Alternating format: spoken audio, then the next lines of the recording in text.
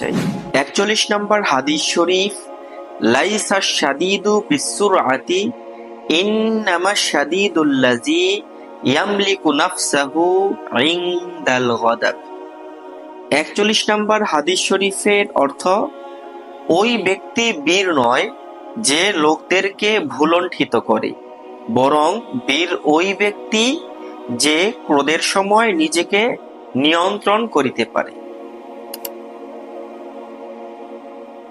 ৪২ নম্বর হাদিস শরীফ, ইযা লাম তাস্তাহয়ি ফাসনা মা শি'তা। ৪২ নম্বর হাদিস শরীফের অর্থ, যদি তোমার লজ্জা না থাকে তাহা হইলে যাহা ইচ্ছা তাহাই করিতে পারো।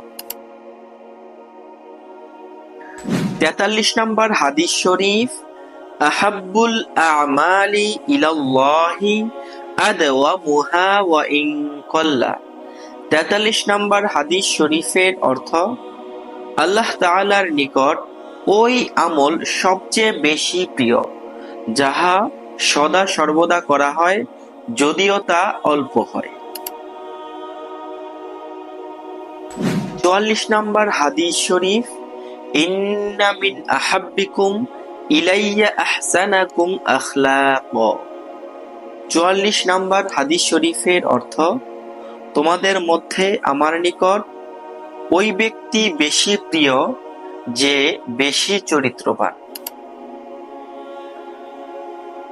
৪৫ নম্বর হাদিস শরীফ, আদ-দুনিয়া সিজনুল মুমিনি ওয়া জান্নাতুল কাফির।